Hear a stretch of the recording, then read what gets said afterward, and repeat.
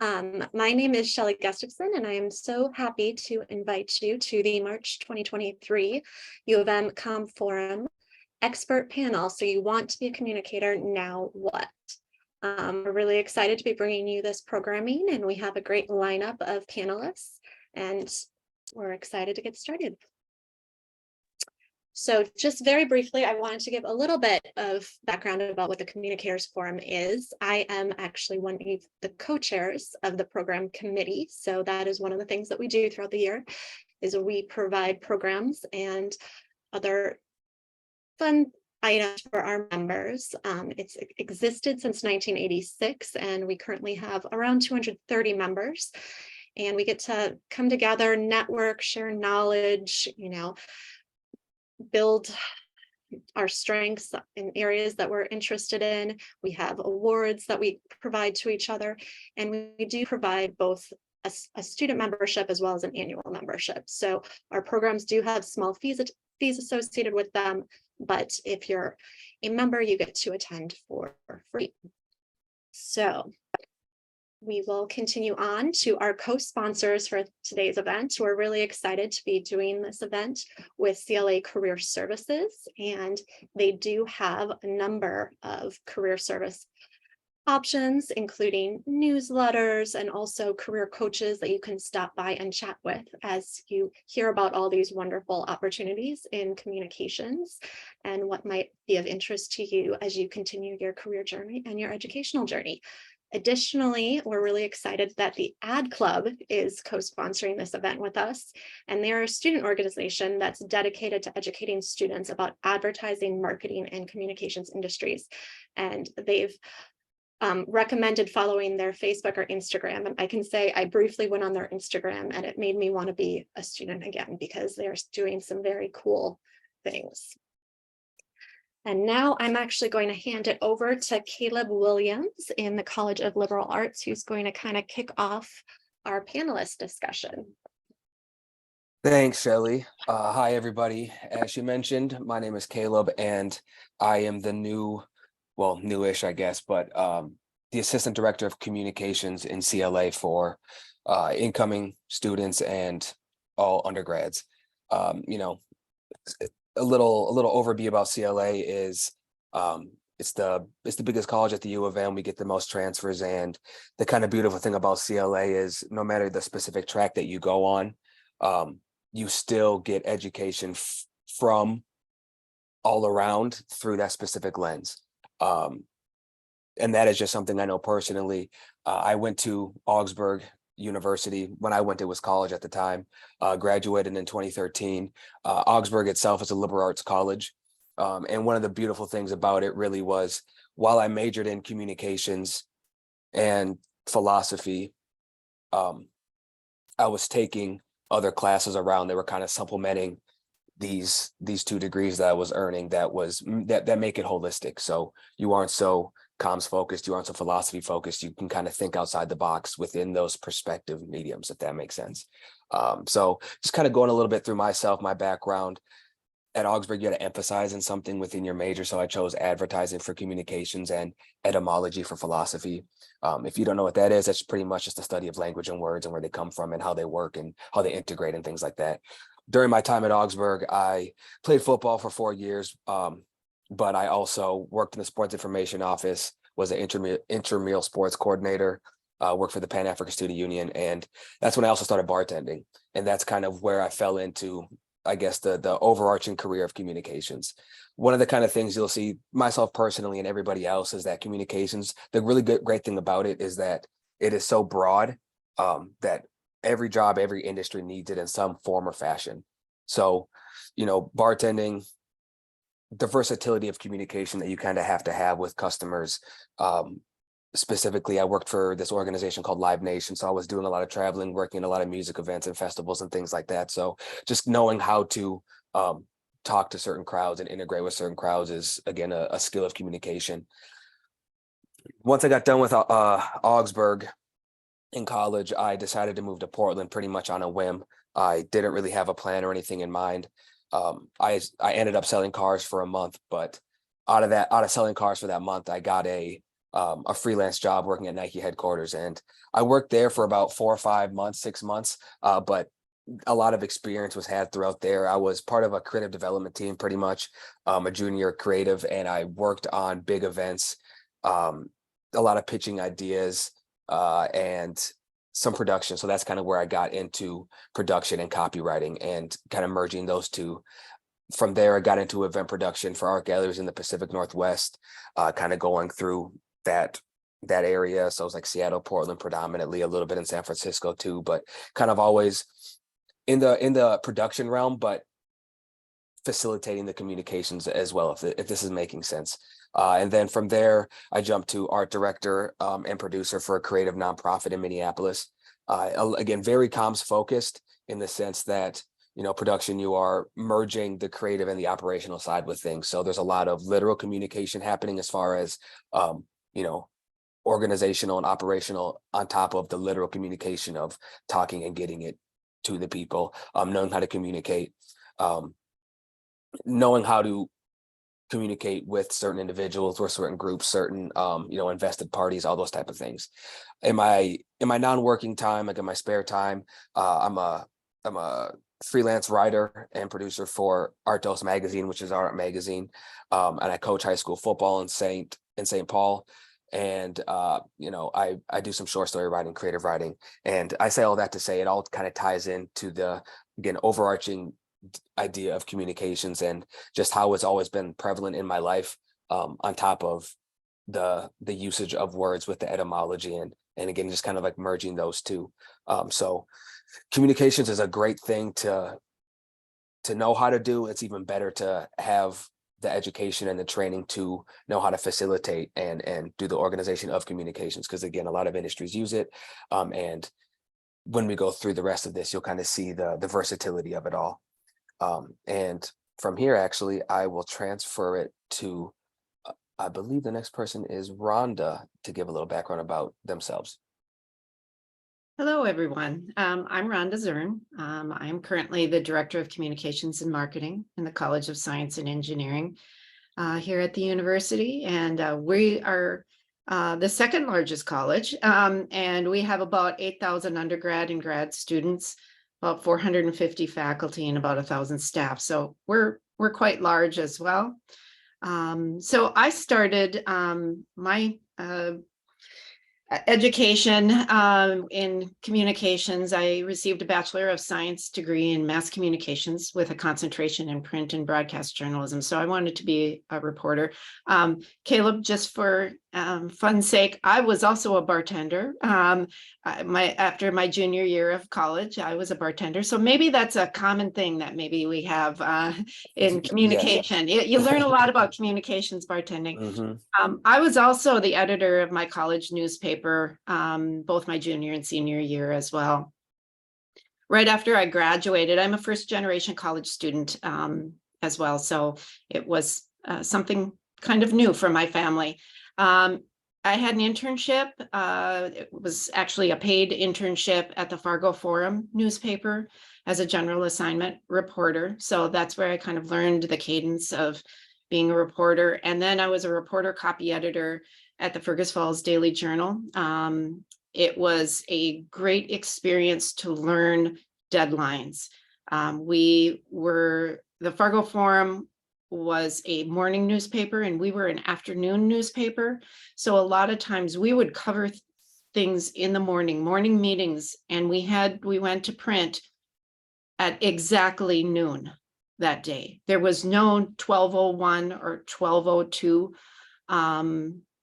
It was noon. We went to print, and then it was at people's doorsteps at 4 o'clock in the afternoon. So we were an evening newspaper. So I learned a lot about deadlines, working fast, writing fast, and doing good work with great people.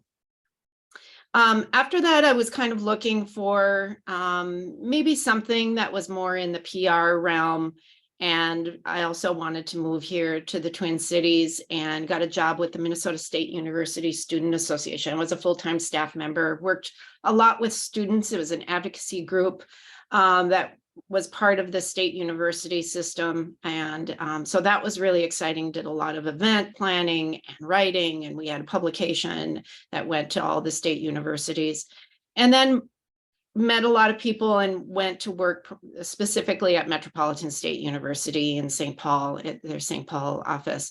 And where I did a lot of various publications, news release writing, all of those kinds of things. And then went to St. Paul Public Schools, where I stayed for that's where I spent a good portion of my career as a senior public relations coordinator, and did a little bit of everything there. Did a lot of crisis communications there. When you're dealing with, we had our enrollment at that time was about 40,000 students. Things happen. And so we did a lot of media relations and crisis communication.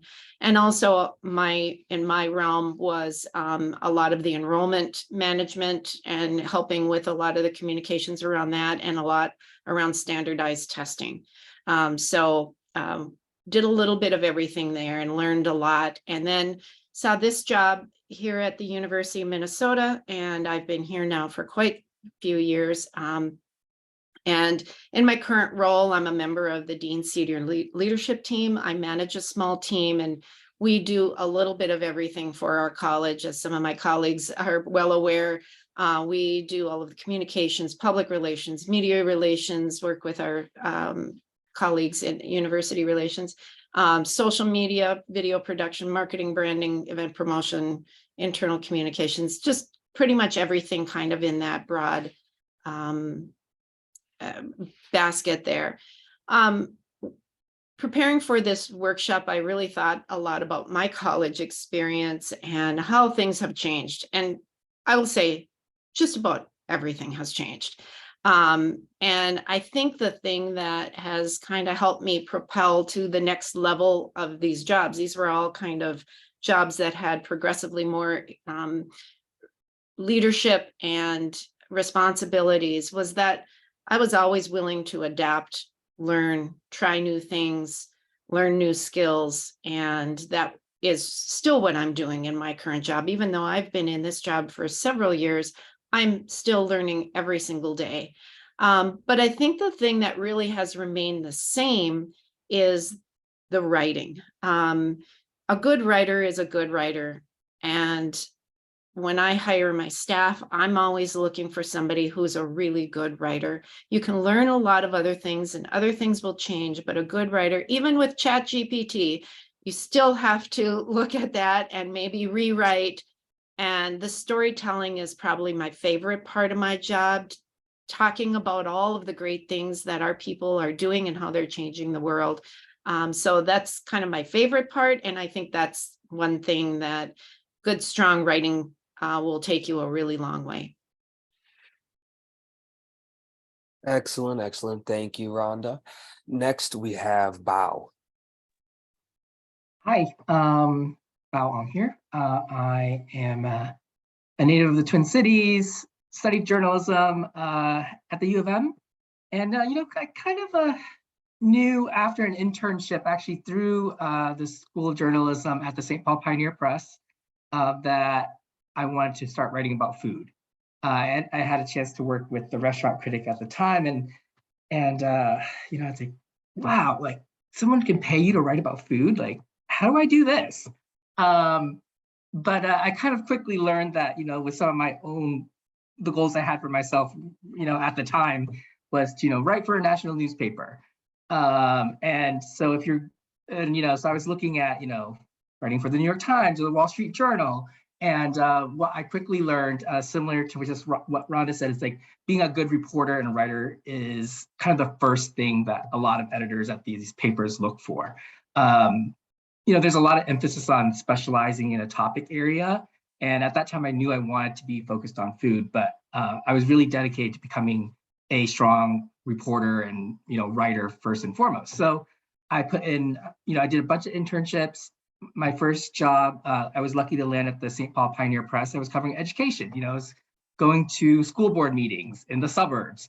On weekends, I was covering, fires, shootings, people drowning. Not the sexy stuff, but important news that really trains you as a journalist.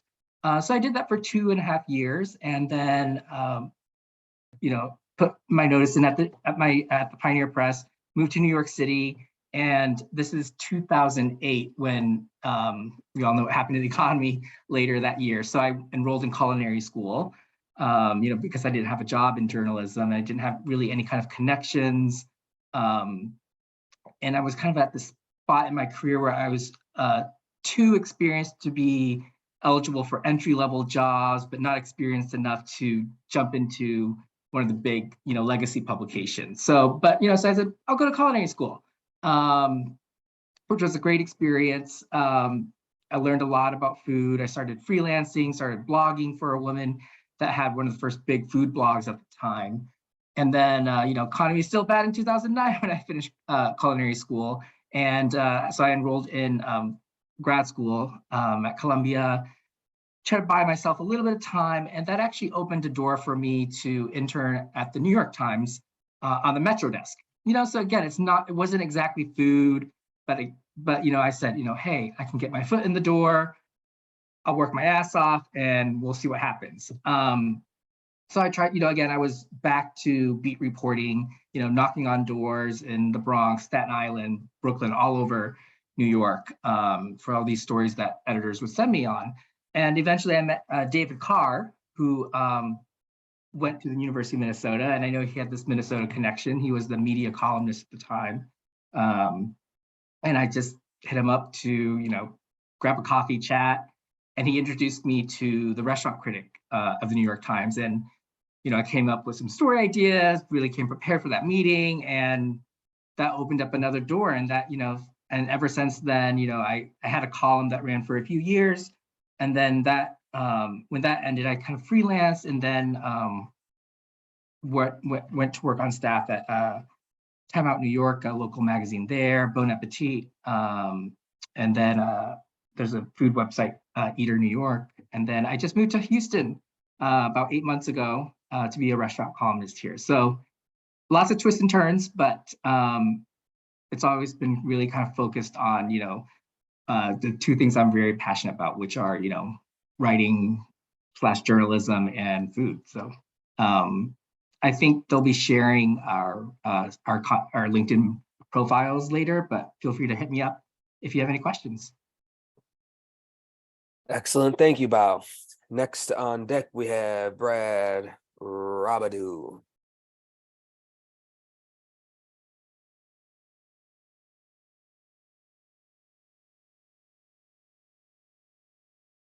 So Brad, you are muted, sorry. Sorry about that. Thank you, Caleb. And you got my name pronounced correctly. So good job on the first try. Brad Roberty, National Media Relations Consultant in University Relations. And I started at the U in 2006.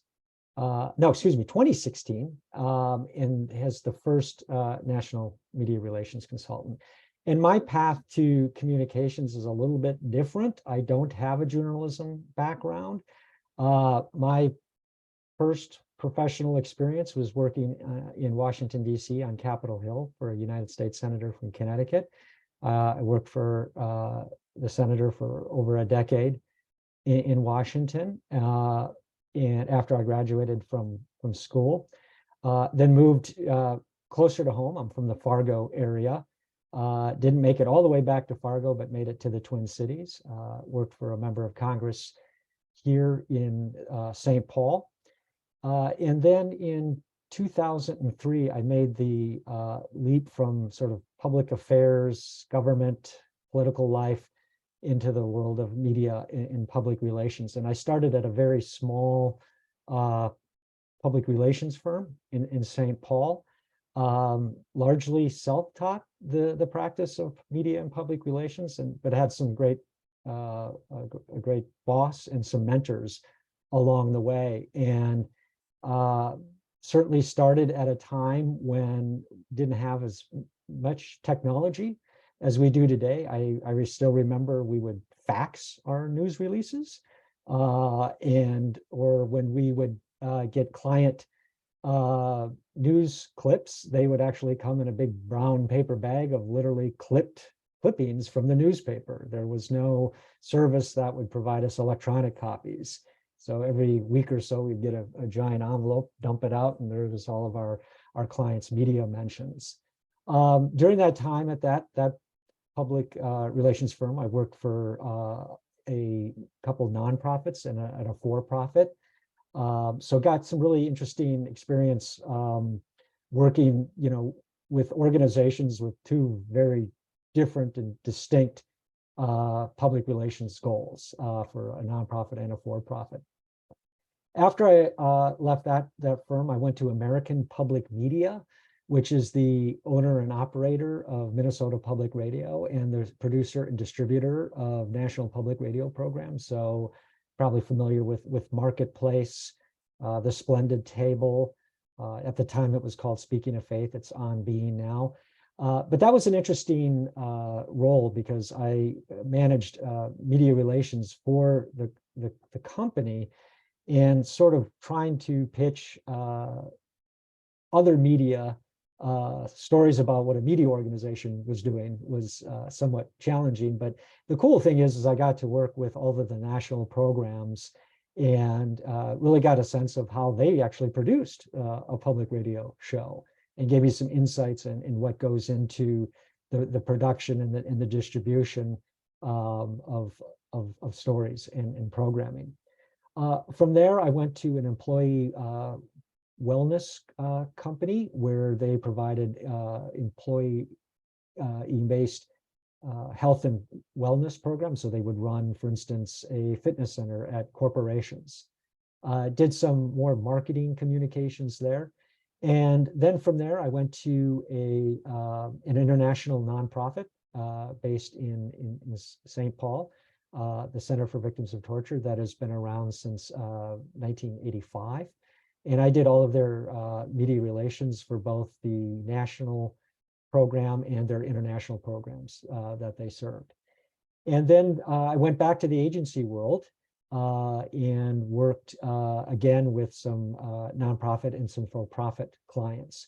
And then in 2016, I came to the university as the first national media relations consultant. And this role is kind of unique and fun at the same time, where I work with all of the units across all of our system campuses. So I work, with Rhonda and CSC, and I work with CLA, but I work with our folks in Crookston and the Duluth campus and Morris campus to try to identify our research, our expertise that we can elevate to raise the university's profile on a national level. And I have always kind of put a lot of premium in media relations on the relationship side, is to actually build and maintain ongoing, credible, accessible relations with national journalists from both mainstream and industry media. That they know that if they need an expert, they can call on the University of Minnesota. We want us to be their first call. But to get to that point, you've got to, establish a relationship with the journalist, understand what they write, their beat areas, the things they're looking for, the things they're not looking for, when to contact them, when to not contact them, and just stay in touch and read their coverage and understand their writing and their reporting. So it's really about sort of continually building and maintaining these relationships. And I found through the pandemic that became even more critically important because for a lot of newsrooms, it was all hands on deck covering the pandemic. Some journalists who had never written a health story were pulled onto the pandemic beat. Some health reporters were writing 2-3 stories a day just to kind of keep up. And just understanding what they were under and, not being a barrier or getting in their way, but being a resource for them is how we try to, position the university. So, another approach that I think is important in media relations is kind of staying on top of sort of the current and emerging topics in the news, both in mainstream media, but also in industry media. For instance, engineering publications that Rhonda is very familiar with, to kind of see what's in the news, what's trending, what's around the corner, that could be a potential future media opportunity for the University of Minnesota. Reading the stories of the reporters, getting a sense of what they've covered in the past, what are they interested in, what they could potentially write on in the future. So just kind of being a good consumer of the news is really critically important, I think in good media relations. Thank you, Caleb. Yes, thank you for that great insight. Thank you, thank you. Let's see. Coming up, we have Ruby from Pollen Midwest. Yes, hello everyone. My name is Ruby Oldwich and I'm the Executive Director of Pollen Midwest. I am going to share a little bit of my, I guess, highlights from my experience as a student at the U of M. I'm a relatively recent grad, so my career history is relatively short as well, but I did try to highlight some of the things that I think contributed to my pathway to executive director of Pollen Midwest. So my major at the U was global studies, and I minored in business management with Carlson. I was drawn to global studies kind of for the same reasons that others shared. They were interested in the liberal arts. I felt like global studies offered me a really kind of broad understanding and broad insight into a lot of different subjects that I was interested in. And so I was really able to explore a lot of subject matters and interest areas with that major. And in addition to my business management minor, got to pick up some business skills that I thought might have been relevant after graduating.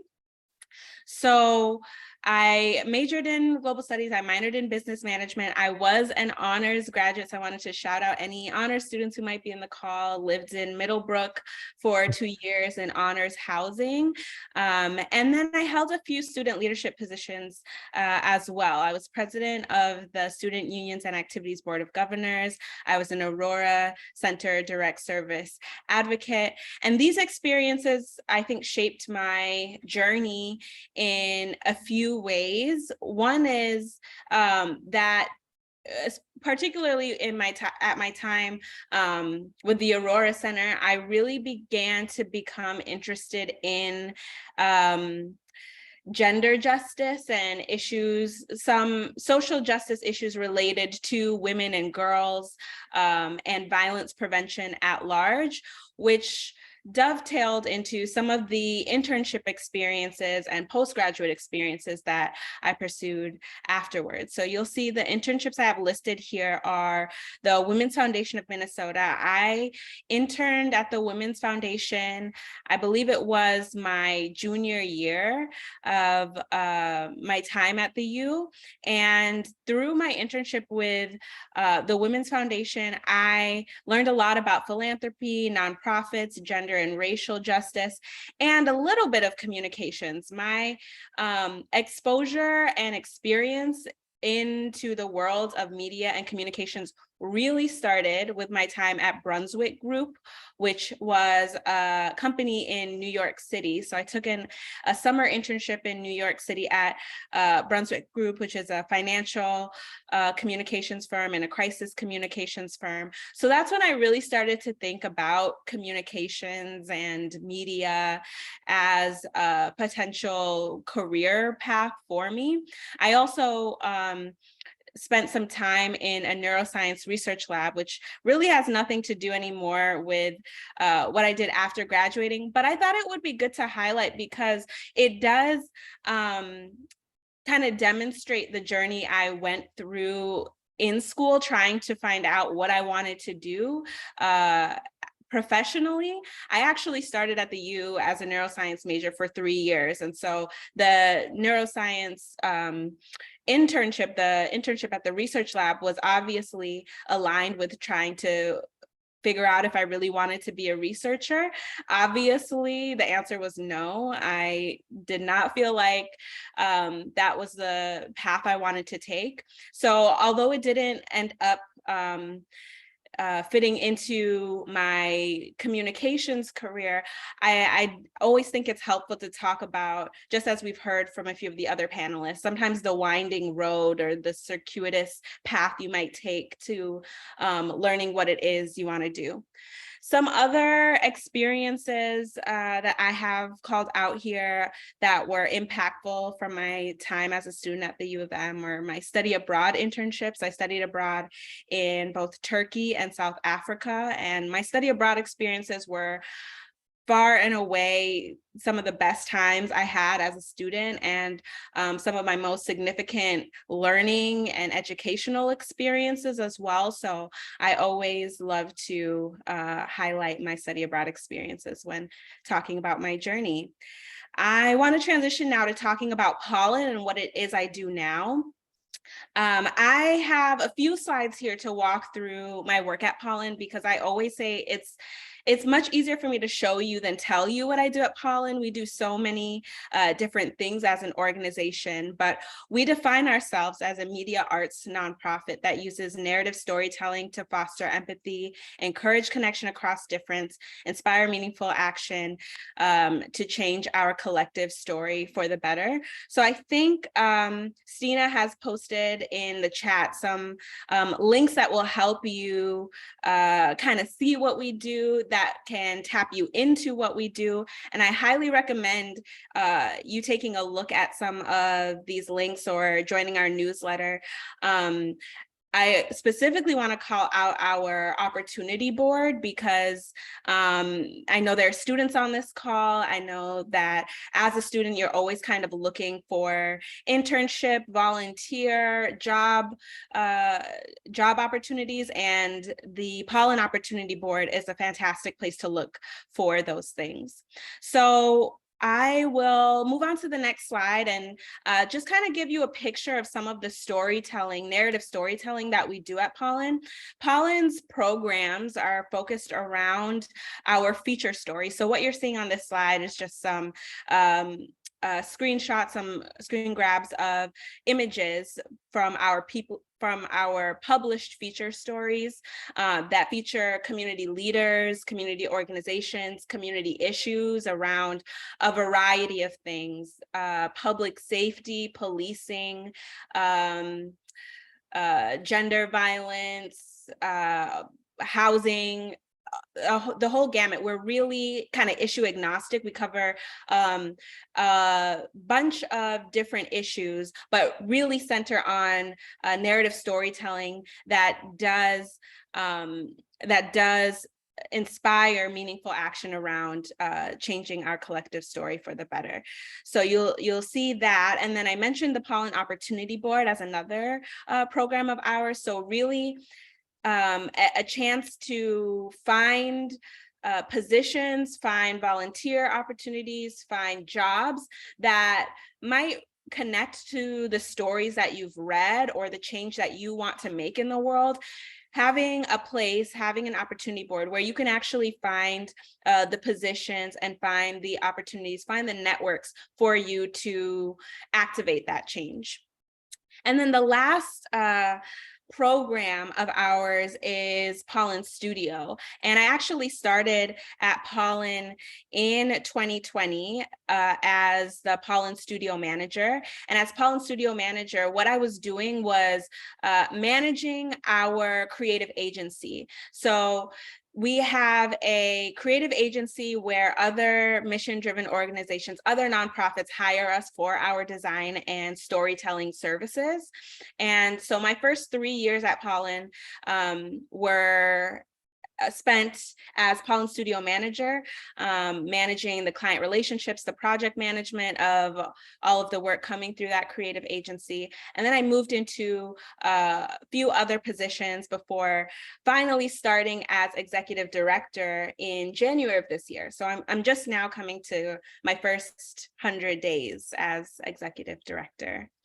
This next slide just has some information to contact me. I really love to hear from students whenever I do these speaking opportunities. If something that I've said has connected with you, resonated with you, if if there are opportunities you're curious about that I mentioned, I really love to hear from students. That's what makes these kind of speaking opportunities and panel opportunities worth it. So absolutely don't hesitate to reach out to me on LinkedIn or directly through my email here. Great, thank you, Ruby. And rounding off our top 5, we have Walczewski. Got it. It was great. So hi, everybody.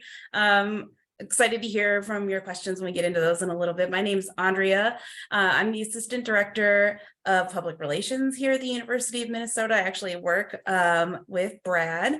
I have worked at the university since I graduated from college. So I feel like it's a different story than you've heard from everybody else, but I'm excited to kind of dig into it a little bit because I haven't really let that keep me from learning all that I can and actually doing a lot of really unique work with a lot of different types of groups. So like so many people, I think, that have joined us tonight, I am a CLA grad, proud first gen student, a very chatty Gemini, so I'm trying to keep myself contained. I studied history while I was here at the university, and I actually transferred in. And I really, being a first gen student, had no context for what I was doing or what I wanted to do. And I feel like a lot of history majors, the response was that you should probably become a teacher. So I was going to go to grad school. When I finished my degree, I was accepted into the College of Education and Human Development here. And my plan was to just get a job, any job, because I knew that I was going to have to start paying on my student loans. And I wound up getting a job as an administrative assistant on the communications team at the university's Office of the Vice President for Research. And then that was it. They ruined me forever because I had an incredible boss who not only invited me into the conversation when they were working on strategy and talking through some of our publications and other things that our office produced, but he also was very willing and happy to support me learning and trying at my hand at certain skills to support our work. A lot of university units, a lot of nonprofits are going to have really small staff that are working super hard together across different things. So when I eventually moved up into a staff writer position there, I started working on interviewing university researchers and helping to tell their story, which was incredibly exciting and thrilling, and getting a primer in basically every field that you can imagine, and just incredible people like Rhonda mentioned that are changing the world. It's highly addictive. They're very cool. Their students, their research assistants, everybody that works in their labs or in their research groups are so inspiring. And so it was really incredible to have that kind of access to do that work. And as you can see on my slide here, even though I've worked at one place this whole time, I've not had one job.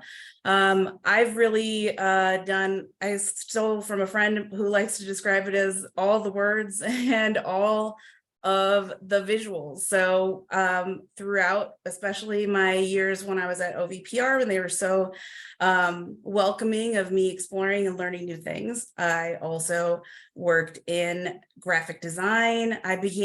Before I got to graphic design, I became a managing editor of our publication, then got into graphic design. I did some master's coursework in photography, also got a certificate in documentary film editing.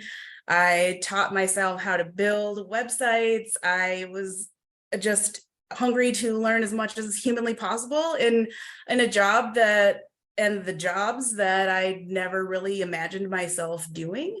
So I eventually became the creative services lead there, which is kind of their office's version of a creative director, which was really thrilling. At the same time, this is when the university was kind of re-envisioning its brand. So it was a really cool time to kind of have a lot of great conversations going around with colleagues all over the Twin Cities campus and across the university system, and Duluth and Crookston and Morris and all these other people that were talking about how we're branding something and how we're going to be strategic and how we're all going to be working together. So that was honestly a thrill. I know it's a couple of spots down. I'm not going to go through narratively all of the points on my slide, but the point about blogging for Google as a photography expert, that happened during my time in the vice president's office. If you recall, when Google Glass was a thing, one of their first big public campaigns was Google put out kind of effectively a contest on Twitter and tweet us what you're going to do with Google Glass and maybe you'll get one. And I tweeted Google and I said, I want to take you inside university research and show you all the cool things that are happening at the University of Minnesota. And so I was in that first pilot program, which was incredible and awkward because I had to wear Google Glass all the time. But as somebody who'd fallen in love with photography and all things related to it, and all the different kinds of tools you can use to produce photos, was kind of awesome to strap a camera to my face and find new, interesting, weird ways to continue doing that storytelling about how incredible all the things were that I would see when I would originally go in to interview and write stories about our researchers. So just really, I feel like my career is one where I'm saying yes a lot to new opportunities and trying things out, and sometimes they pan out and it's incredible, and other times they don't, and that's fine. I've also went from there into the university's Bell Museum of Natural History at the time, which I also was like, oh, this is perfect. Finally, something that relates to my history degree, because don't we all just have to justify our degrees all the time? And so this is it. This is what I'm going to do now. I'm going to do all the cool things I was doing before, but now in a museum and at a university that I love. Is going to be incredible.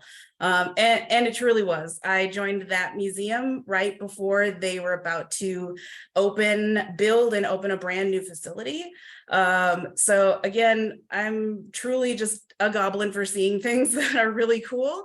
And so I got to work on storytelling, not only with incredible educators and scientists that were working on all things related to climate change and the natural world here and afar, but also getting to see how a museum is built and how you design exhibits and how you think about accessibility and inclusion, and really intentionally moving the needle on that. In a very public way, where I had been working with a lot of researchers and legislators and inventors and things. In my first chapter at the Bell Museum, I got to work with families and school-age kids and teachers and donors and a bunch of different new to me audiences that were really, really exciting. And one of the best things that happened was working on the team that brought in this really cool exhibit called Museum of the Moon, which basically filled the entire museum's lobby with an inflatable balloon, basically, that was an accurate representation scale-wise of Earth's moon. And it was magical, and got to work on a lot of event programming around that and supporting all of that work, which was great. Another thing that happened at the Bell that eventually drove me forward was working with a researcher who was about to release the first footage of wolves fishing in a freshwater system. They were working with the Bell, curious about releasing this on social media. I wound up working with Brad and talking about a strategy around something that seemed very exciting, seemed like it had all the things you would want to have a great news story, and how to turn that around. And with his consultation and support from the rest of the UR team, the university relations team at that time, turned into a huge story, a New York Times story, National Geographic, all of these publications that were just so exciting to work with. And again, so incredible to share another research story. And after the Bell, I moved into a totally different audience and a totally different experience in working through housing and residential life. What I thought was going to be a new learning experience was far beyond what I had ever imagined, because I joined a university housing service months before COVID took hold in the US. And so having to immediately become a crisis communicator and work through all of those things on highly sensitive issues and making sure that you were keeping things safe for people who were living on campus, and everybody was trying to do their best with learning as we were going and not knowing. So again, a unique opportunity that I really exposed me not only to crisis communications and issues management, but I think working with students in a whole new way than what I was used to. And that brought me to university relations. And when I thought originally that I would never, ever want to work with PR and media, now it is probably one of the most favorite things that I've done this whole time. I have an incredible team, and truly love all the things that I do. And then while that was all happening, I took a lot of freelance opportunities, had a lot of great opportunities to meet new people, work on national campaigns, including a campaign with the National Network to End Domestic Violence. Probably the funnest thing to say, apart from Google once telling me that I was cool, was that I know I created materials that were handed to President Obama, and that is also thrilling to know where your materials are going once you've designed them and put them out to the world. So just lots of different things that kind of make for yourself, and you also stumble upon because you build a lot of great relationships, you deliver for people, you're a good person, you are reliable. All these things kind of will eventually lead you to something or make it easy for you to follow an interesting path. So I encourage you all to do that. Great. Thank you. Thank you all again for joining us and giving us some insight into kind of how you got to where you're at. This next part, we will be moving to the panel questions, kind of merging that with the audience questions too. As a friendly reminder, we have about 10 minutes. So friendly, again, reminder on that. Questions. This is a good one right here. I like this. What are some of the skills and classes that you find or found unexpectedly useful in your career? So you could think of, classes that you took in student groups, internships, mentoring, or even if you had a mentor that was particularly impactful on your career journey. And I'll throw that question to Rhonda. Yeah, I think I answered it in the Q&A, but I took Spanish because I thought it sounded fun to learn Spanish, and it ended up being a really important thing during my time at St. Paul Public Schools. We had a huge influx of English language learners there, and I developed a proposal for a multi-language office to produce many of our materials in multiple languages, and knowing Spanish just helped me with the culture and a lot of the things that we were working on there. So that was unexpectedly, and just in my personal life, it's been wonderful too. So that I think is one class that I took that I didn't expect it to be so worthwhile in my career. Ruby, how about the same question for you? I know you kind of mentioned you're more of a recent graduate, but yeah, I guess classes that you didn't think, or student groups or anything like that you didn't think kind of would be applicable or as useful as you are or as you find yourself in. Yes. I always say that the best class I actually took as a student at the U was Dakota History and Culture. And the reason why I say it was the best class I have probably ever taken as a student in my entire educational journey is because I was exposed to history, information, ways of being, ways of thinking that I had never been exposed to before. And it also, I've lived in Minnesota my entire life. I was born here, raised here, but it wasn't until that course that I actually learned meaningfully about the indigenous groups and indigenous peoples that belong to Minnesota and that have steward Minnesota and that are still here. And classes like that, you know, Dakota History and Culture, I also took a lot of global studies classes that include, you know, gender and sexuality studies classes, or more maybe social studies focused classes. I would have never maybe made the link or connection to how that led me to a career in narrative storytelling. But the connection that I can make now is that so much of narratives, when we talk about narratives, we're not just talking about messaging. We're also talking about structures of power that reinforce the messages. We're also talking about belief systems. We're talking about ideas and ways of relating to people and others, all the ways that these things organize our world, you know, and organize the way we experience our world. And so those classes and the things that I learned in those classes end up informing a lot of the work that I do now around narrative power building, around not just having you know, a message or a story, but how does this message actually fit into the larger narratives that are a part of our media world today. Very thorough. Thank you. That's great. Hey, Brad, question for you. How do you make a memorable first impression? A memorable first impression. Well, that would, you know, in constant communication with national reporters every day.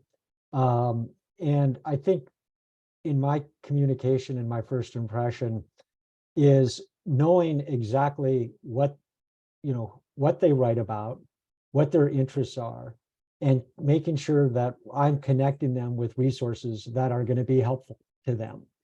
You know, for instance, I've been sharing with some national reporters a couple of expert guides on mental health and opioid and substance abuse.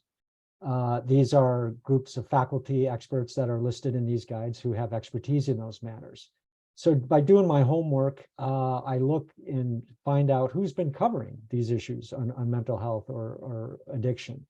And then, you know, offering this guide to be a resource for them, knowing that, you know, this is an area that they cover. So we're not, as I mentioned before, not getting in their way, but actually helping them do their job. And they appreciate that we're giving them resources. It's not always pitching them a story, but it's actually providing them information that they can use. And when I get a response back from a national reporter at the New York Times or the Wall Street Journal, Washington Post saying, thank you for this. This is very helpful. I'll keep that in mind.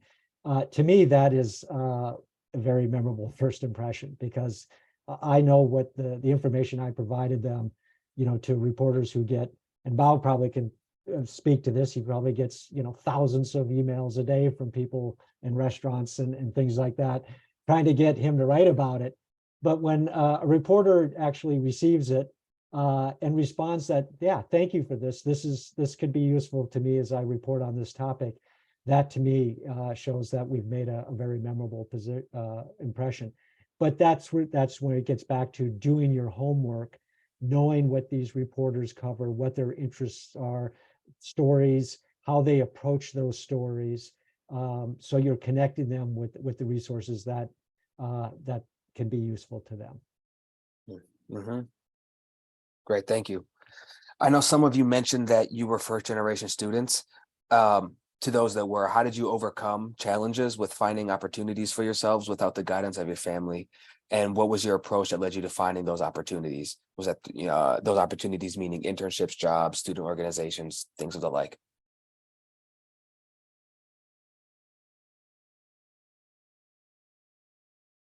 That's a great question. I don't know that I know for sure exactly how I did what I did, because I just constantly had to rely on myself. Even at the time, like, I wish I had some of the resources that are available to students now, because I was literally just figuring it out.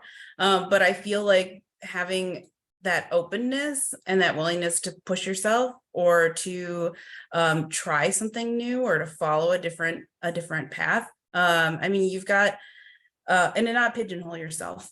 Like I said, I thought I was going to be a teacher, and then that was it. And just, it's all going to follow this specific plan and everything's going to work out great. So I was fortunate in that the pressure was a little bit off. My parents' opinion was that as long as I had a job, I guess that was fine. And then once I think they could see that I really found something that I really loved and I was really passionate about, then at least I had that support. And then you learn, meet new people and gain new friends, and you really just start building a network. And it's a network that you want. There's not a right or wrong way to do that either. I really want to stress that. There's not like aim for all the people at the top. I mean, you can be working with a lot of your peers and learn so much from them. So really, keep your mind open for who you want to reach out to and who you might want to learn from.